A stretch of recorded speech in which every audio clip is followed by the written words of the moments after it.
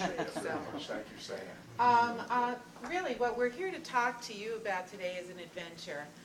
We began our adventure in Secaucus over the summer. As with all districts, we were given the opportunity to apply for the grant. I have to tell you that the decision to apply for the grant was strictly because we were going down this path anyway. We knew that we were going to use the Danielson model. We knew that we were going to go to iPads, and we knew that we needed intensive professional development. So it really wasn't that much of a change for us. Again, seismic change can be challenging, but also rewarding. It reminds us of why we all became teachers. So where does the seismic change come from? It comes from the events that go on in the hearts and minds of our teachers on a daily basis.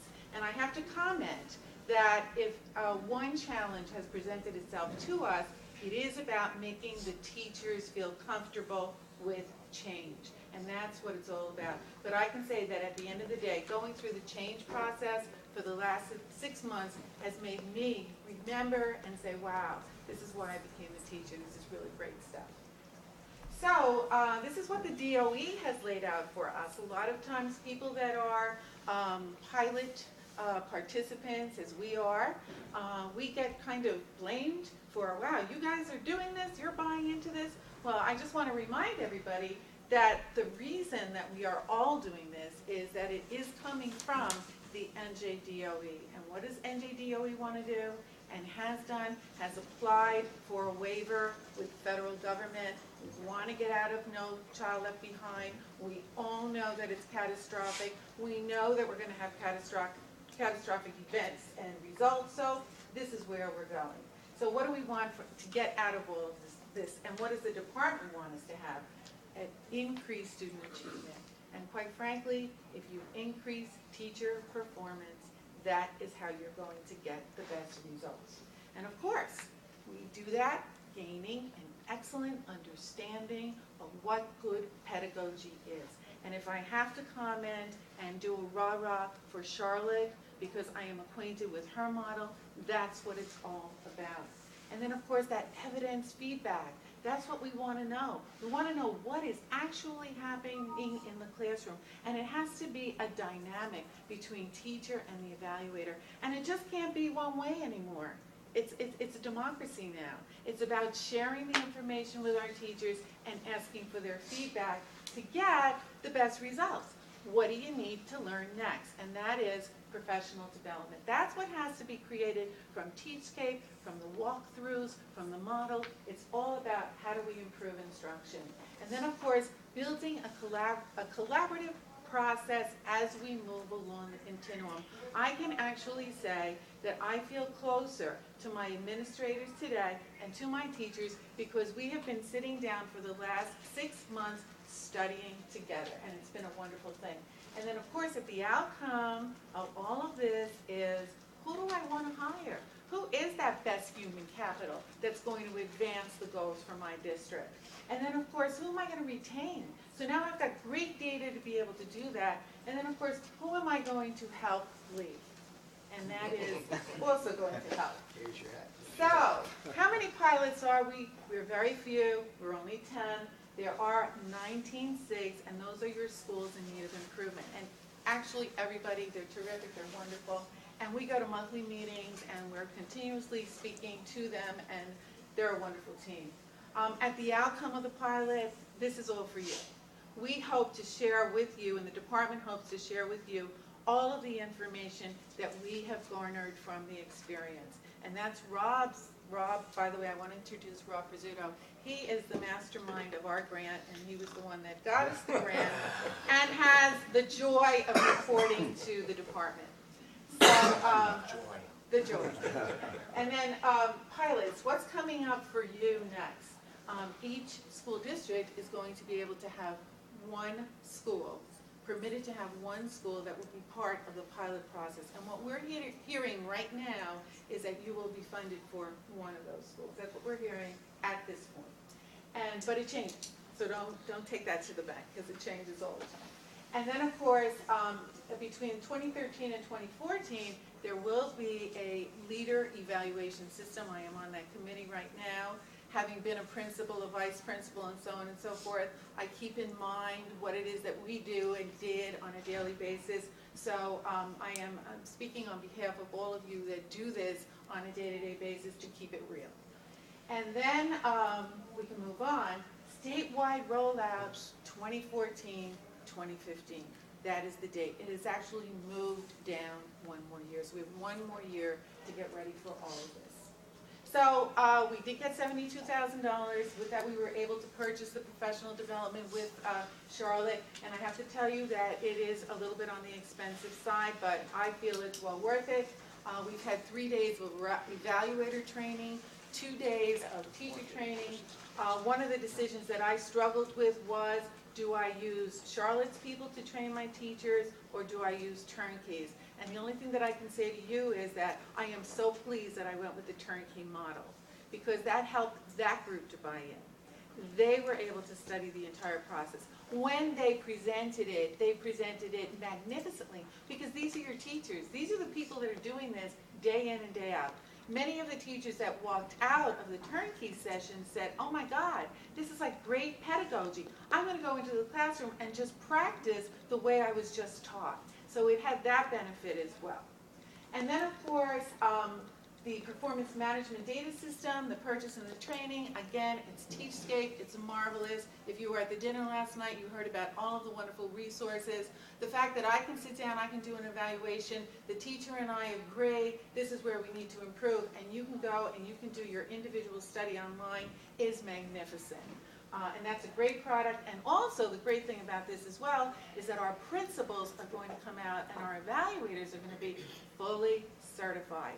What does that mean in legal terms? You know that somewhere down the pike there are going to be those unfriendly people who are going to go to their unions and so on and so forth.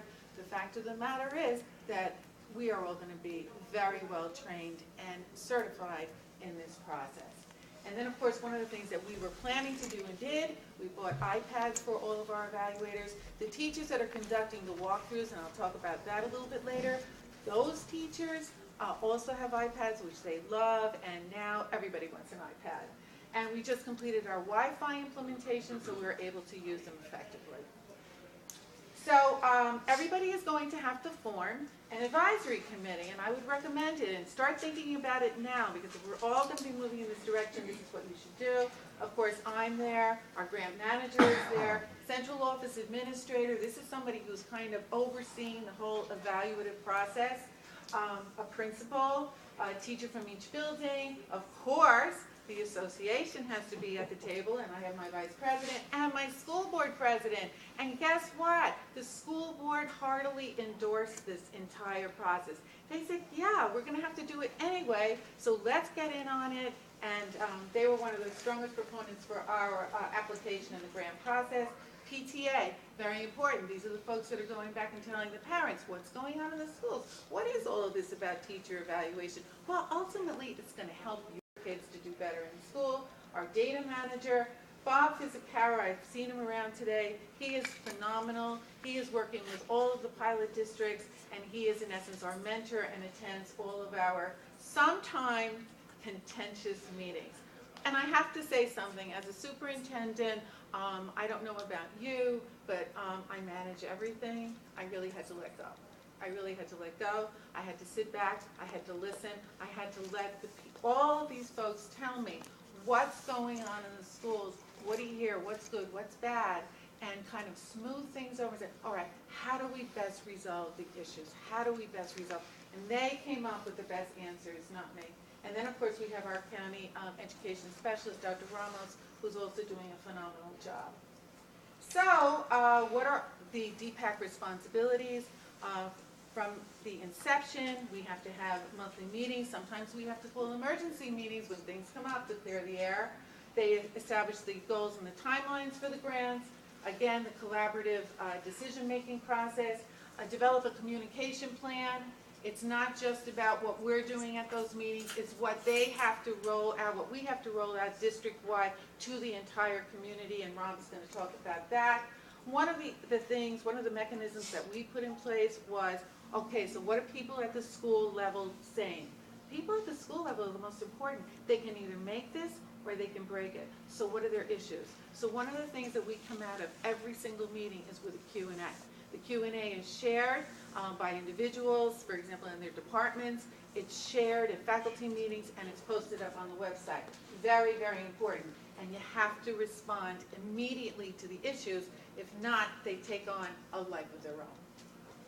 So why did we choose the framework? We were about 95% there with our former tool. The DPAC members insisted that when we began our administrative training, the DPAC members actually attended with us. So I would recommend that if you're going to roll this out next year, have your advisory committee there, because right from the onset, there is a buy-in.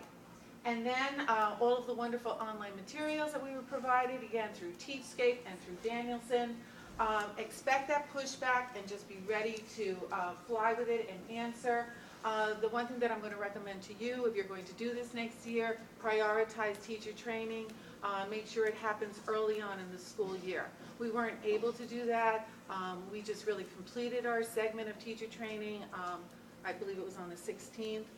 One of the things that I had to do and that the department allowed us to do was to use our old assessment, because I really wasn't able to do that with our teachers because they had not had the training. But we are going to begin to use the tool on February 1st. And also, if you're going to use Danielson, they are really being booked up all over the place. You want to do that very quickly.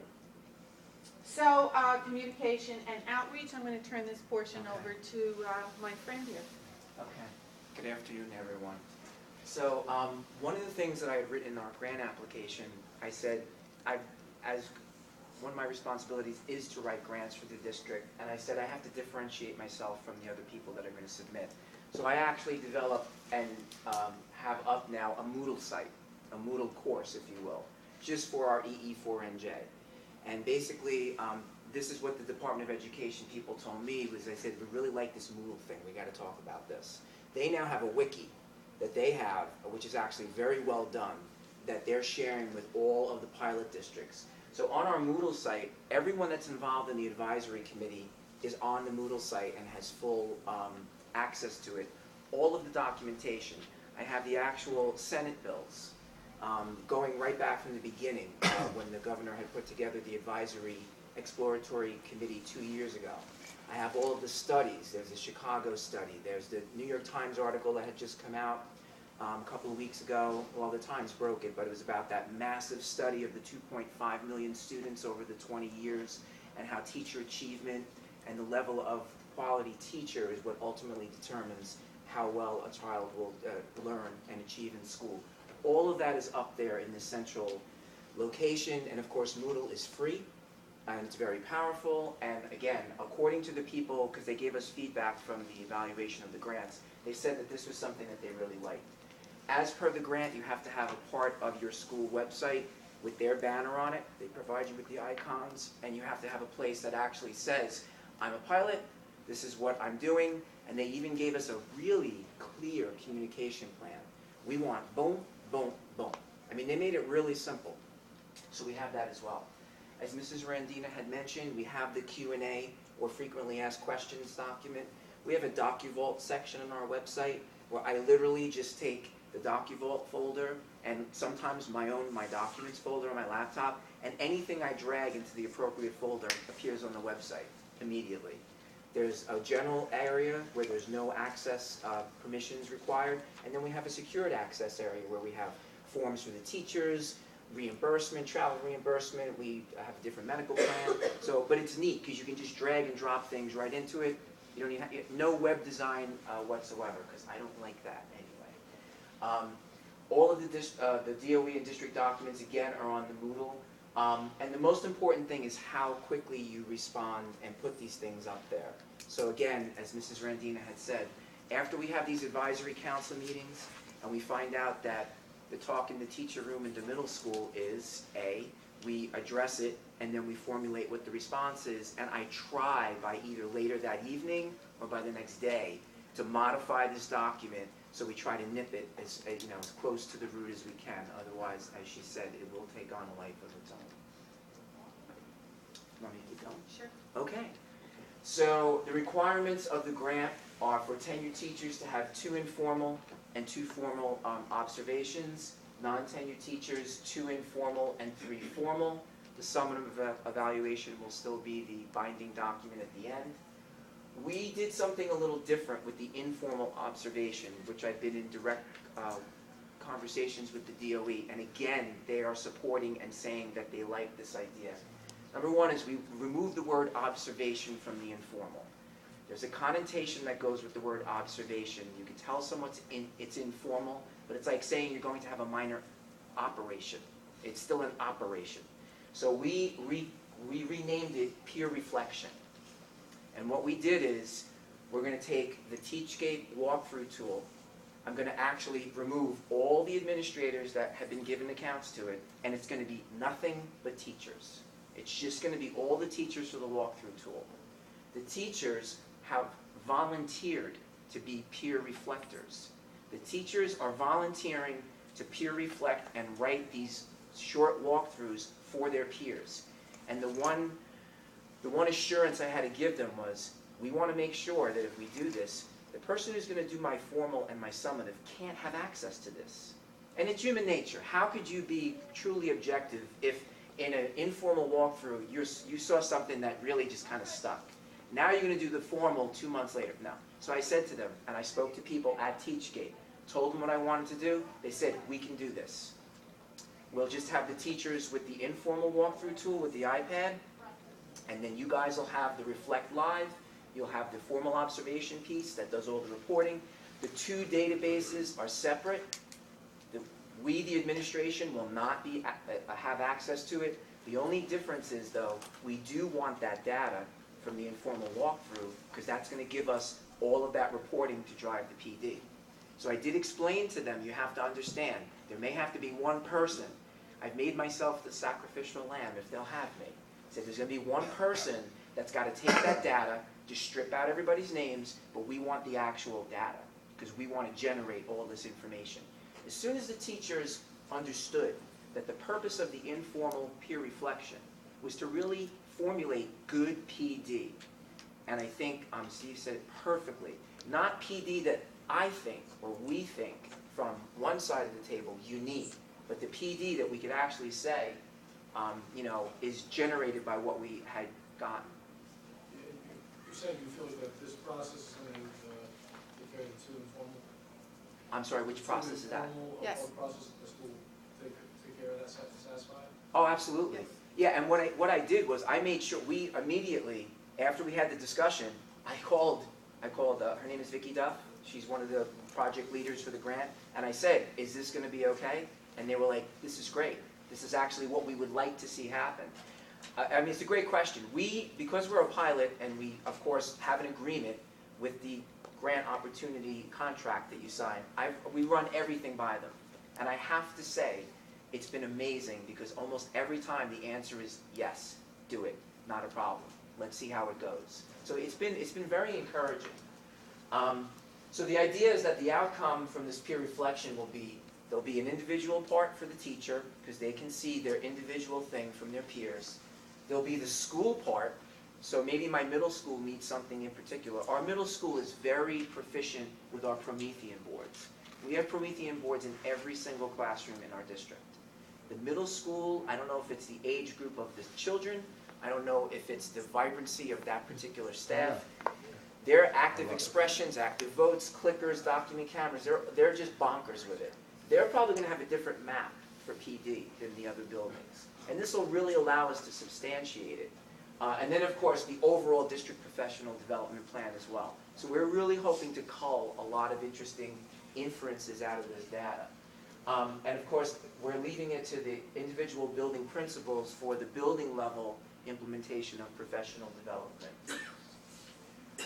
One of the really big hot button issues is the use of student assessment to tie in and factor into your teacher evaluation. Within that, there's even the bigger, potentially touchy area of, well, I am K-1-2, I am science, I am music. What are you going to do for me? One of the things that they're asking of the pilot district is to develop the assessments for the non-tested grade areas and subjects. And part of the way that I was able to join hands literally with the Teachers Association, and I said, it's not the money that we would leave on the table if we don't do this grant. It's the table that we wouldn't be sitting at to be able to tell the people in Trenton, you got to figure this out. Because if I'm a language arts teacher, I was an English teacher. If I'm a language arts teacher or I do grade 11 HESPA, I'm like, all right, I know where my assessment data is coming from. It's coming from HESPA. It's coming from language arts. But now, gee, maybe I'm dual certified and I have a chance to go be a science teacher in 6th grade. It's like, yeah, there's no science assessment from the state. You know, maybe that's a better way for me to go. And some principals and superintendents have even said, I'm worried about an exodus of people that are going to want to go into the areas that's not part of the state assessment. States, you got to give them credit. They're pretty smart. They know that. So what we've been doing is we've been actually Mrs. Randina, under her vision, she's implemented a 4-time-a-year benchmark assessment for this year. Now we're doing that even if we weren't involved in the grant. We would be doing that. We want formative assessment. We want proactive approach. We don't want to wait until March and May to figure out where the kids aren't at per se. Everything, of course, is aligned to the core. We're doing a lot of work with alternative assessments. We're partnering with a few universities, which was another thing that the state wanted you to do. We are in close proximity to Jersey City University. We have Fairleigh Dickinson not very far away, Montclair State, and also William Patterson. We have professors, and we actually have a very strong connection with Jersey City University and Dr. DeFina, who's coming in and showing our teachers portfolio assessment. Now, according to the stipulations of this grant and the pilot, it says we can use things like portfolio assessment as part of our assessment evaluation. So one thing to try to understand is it doesn't always have to be the state assessment. So to me, that's more than wiggle room. That's, I think, showing some professional courtesy to the fact that there are many ways to measure the growth and the learning, of a student's their experience during the year. Non-tested areas, okay. Develop an online template, so we'll go back. Hudson County has an online depository that they have, and all these committees are putting together all these assessments. They're really doing it really substantially in mathematics right now, but they're going into the other areas. And the idea is all the counties throughout the state, hopefully, will be able to come up with all of these different assessments for these areas, and maybe together we can, why should we all be working on the same thing? Maybe someone can do a really great job or has already done 90% in mathematics. Maybe somebody's really far ahead in science. How can we all work in a little vacuum and then have to put it all back together? So they're talking about things like online portals and a wiki type thing to put all of this together. And it really is a joint venture with the DOE to try to come up with these assessments. What happened was, we got notification that we were awarded the grant on September 1st, literally. So we were a little bit behind right off the bat, and we weren't able to get all of the training done for the teachers. We have not finished, but we've started the Teachscape training. But the superintendent's vision was, I have to put something in the teachers' hands right away. They need to, we don't talk about it in the abstract. The new evaluation system is the 500-pound gorilla in the room this year, as far as I could see. And we kept talking about it.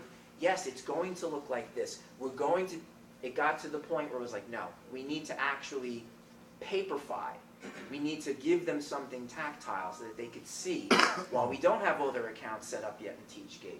So what we did was we did the best job we could to actually make a packet so that they could see pretty much what it's going to be like when we move to the online assessment system. And the packet consisted of an overview of the framework, and we gave it to them on the last day of the teacher training.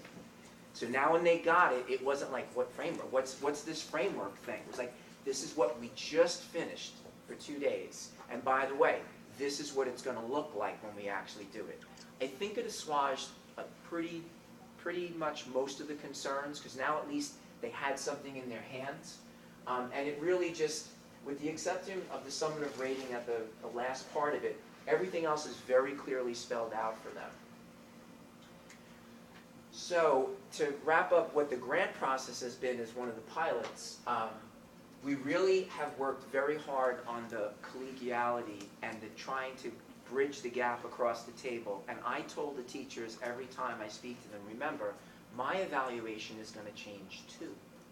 And I am right now in a non-tested area because I'm not a department chair for language arts. You can't take my HESPA language arts course. I'm a director of informational technology, data assessment, and grants. How are they going to evaluate me? But they are.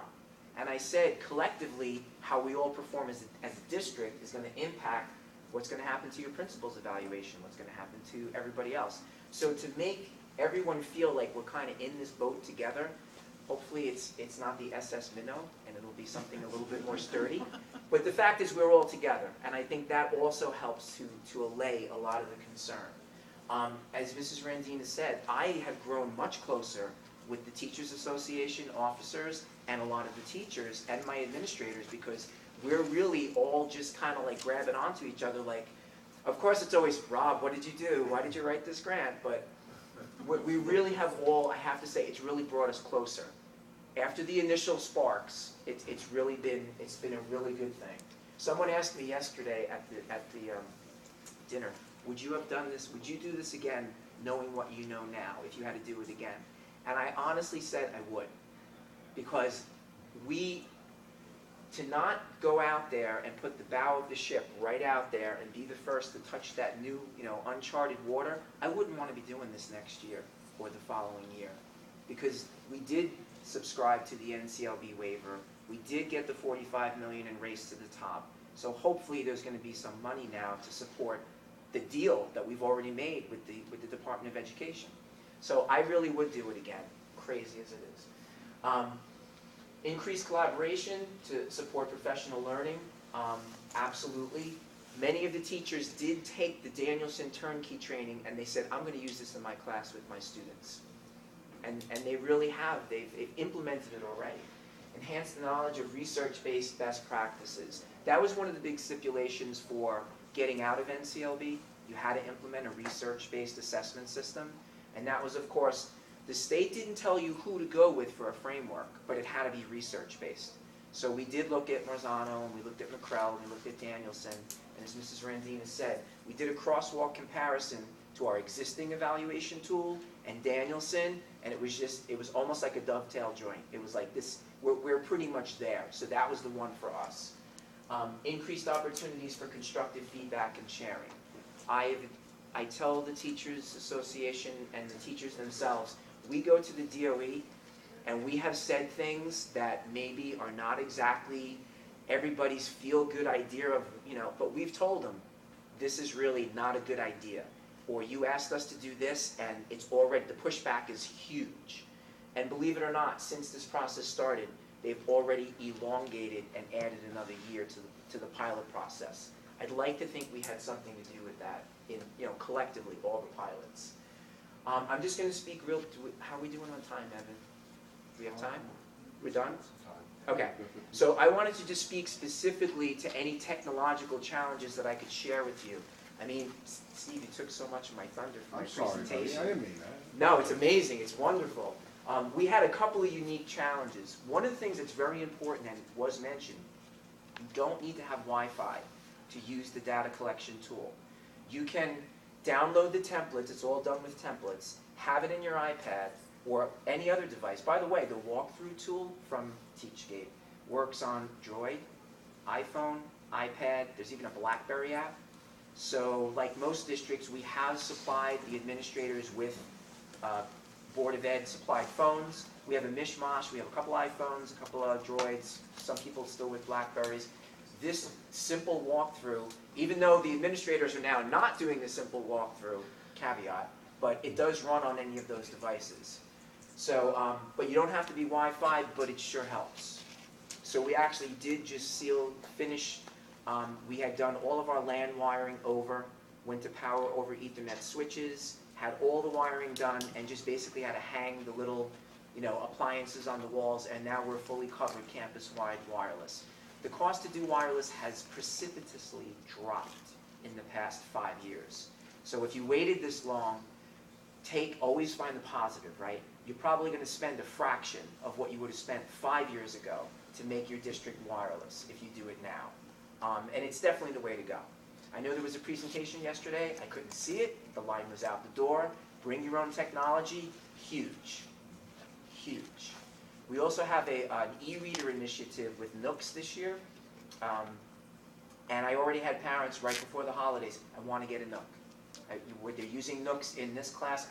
The parents and the kids are bringing this stuff in like crazy, and I think we really have to capitalize on it. It really is a team effort to roll it all out. I'm going to kind of bounce around because some of the stuff we talked about already. So the acquisition and this initialization deployment of iPads. We had in our district before this process not one iPad. So both special services and from the grant, we ended up with almost 35 iPads. And I'm of the philosophy, having been a tech coordinator, a computer lab teacher way back when, technology coordinator, building level, district level, I'll keep it in my office 3 or 4 weeks longer when it first comes in. I never hand out anything until it is ready to go. When the administrators and the principals knew I had the iPads every day, when am I getting my iPad? When am I getting my iPad? I did not hand them out until they were ready to go. And I had to learn first, what did that mean? I had Dave Mara from Apple come in. I didn't know too much about what the best way to deploy them was. Like most people, I had an iTunes account, but we also went with the volume purchasing program from Apple. Very cool. You buy your credit card. You don't have to get them in $50 and $20 denominations. I got 2 $1,000 volume vouchers. We juiced them up with Title IIA money because we're using it specifically for professional development, partially paid for. But we have professional development tools on there, okay? And I made sure that you don't want teachers to use their own personal iTunes accounts when you purchase these things. Because when they leave someday, if they should leave, that app goes with them. Because the way the volume purchasing program is, they send you unlock codes. Redeem code, they send them to you. Once you give somebody a redeem code, it is married to the iTunes account on the device. If the account on the device is their personal account, it's now theirs. That was okay for $10 apps. Special Services got an app that's $195 each, an adaptive technology app. So that wasn't going to fly. So for all of our productivity for professional development, we created a generic iTunes account, and everything goes under that. Special Services is theirs, everything goes under that. But I can't emphasize to you enough, you'll get pressured to give people stuff as soon as it comes in. I won't let it leave my office until I know it's done. Because back in the day, we used to do that, and then things would come back with a virus, and the antivirus wasn't on it, and somebody put a piece of software on that wasn't licensed or copyright protected. It's a nightmare. You have to take control of the dissemination of all that information. We have the campus-wide wireless.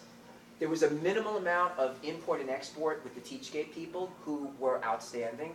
So my data manager can get me any export I need out of the school information system. I get the data field map from Teachscape. They tell me you need first name, last name, blah, blah, blah, blah, blah. I do the export. I give it to them. They take care of it. The accounts are made. It's been really good. But you need somebody in your district that can do that and understands the different data fields. How to develop the web page as part of the grant stipulation, and I mentioned the Moodle course. And this performance management system, which is really what Teachscape is providing us with as well, because we'll be able to give them all the data that they're asking for. This is actually just a screen capture of our Moodle site. So basically when you go on our site, I have a news forum, all of the original grant documentation, all of the articles that come out. These are all the different things, the in-task standards, anything that comes out of the EPAC, which is the state level advisory committee. The DPAC is the district level advisory committee. I put anything and everything up there so that everybody has it. I despise paper, so I don't really do a lot of Xeroxing and whatever. I put it on the Moodle site. And just as you had shared, there were some people that I thought were never going to go on the Moodle site. Cup of coffee and a donut, go over to the middle school, sit down with them, they're on Moodle. I spent $100 and something on Dunkin' Donuts this year. It was a very good investment. I asked a really good friend of mine who's a retired principal. I said, I got this grant, help. And he said, what does he have to do? I have to sit down with the association. I said, bring coffee, get some donuts. He said, started off on the right foot, and I have to tell you, he was 100% right. So with the iPad, here's one thing I love about the way Apple does it compared to some other educational partners. You can commingle on the iPad. So I have my district iTunes account, which owns all of my volume purchase software, and then the people have their own iTunes accounts. We didn't want to give people the iPads and say, now you can only use this when you're in school. Take it home. Let your, what'd you say? Let your grandchildren show you how to use it. Right. But you want to keep control. You want to keep ownership of the things that your district's paid for, whether it be entitlement grant money from the EE4NJ, or district, Fund 11.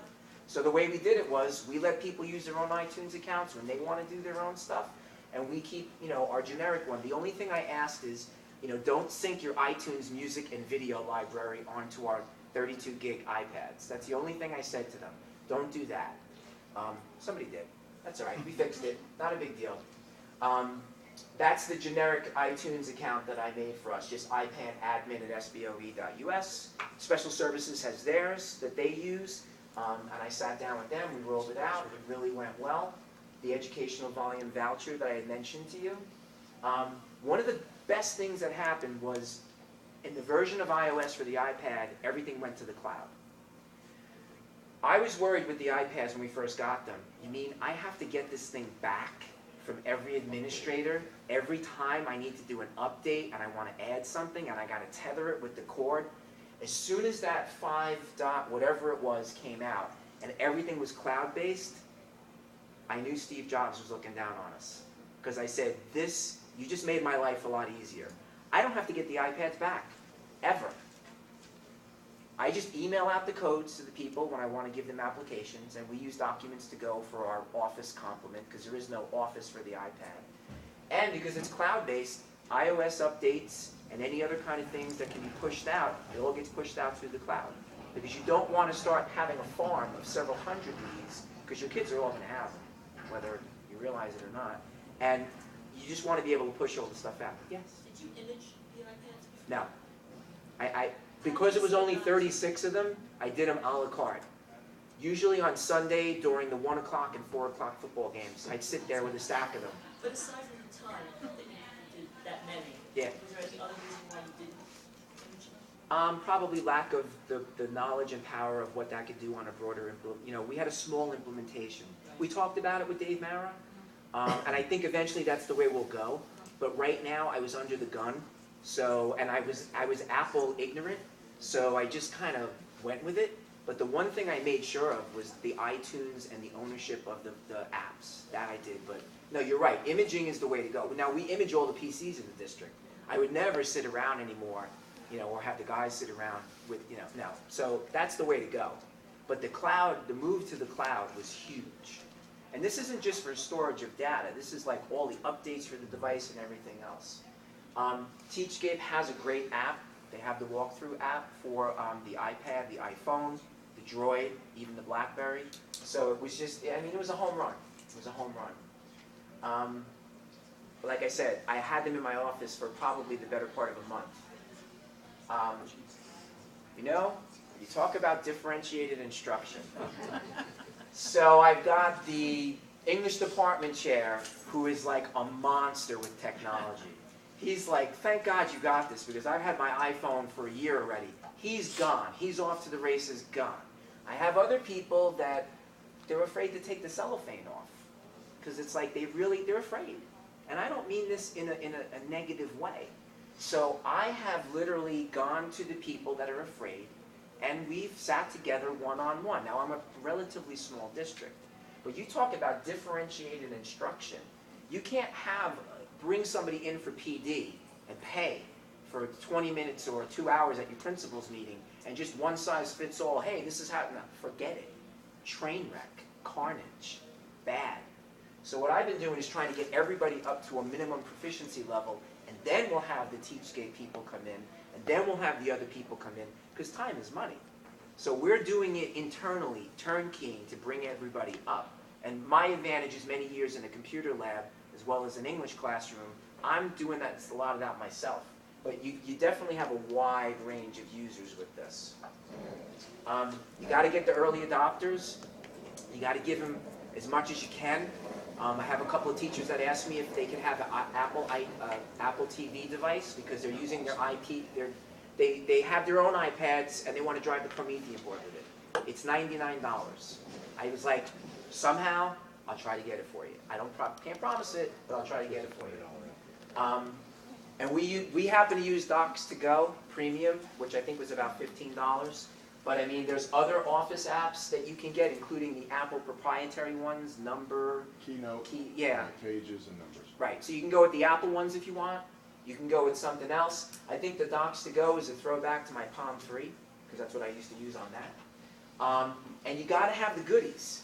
Because one thing about the iPad out of the box is it's a very proprietary, stationary, little gorgeous device that doesn't interface with anything until you get either the VGA adapter that was used earlier, you can get HDMI, or Apple TV is really a home run. It's an impressive little device. We talked about wireless.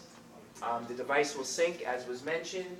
But I have to tell you that the administrators, we just gave all the CST people, the Special Services Director purchased for them, got rid of their desktops, got them larger replacement type desktop laptops. Love it. Love it. They're in 3 buildings. They don't have to worry about where their documents are, even though we've had a network and we had document sharing. They love it. So I mean, overall, it's been really good. And I really do think if you don't have Wi-Fi, it's probably the most important thing. I think this has really been covered. This is what's been left to do with the grant. And I really appreciate everyone taking the time to listen to us and our trials and tribulations. I'll have this up on our website, which is just sboe.org. And thank you. Just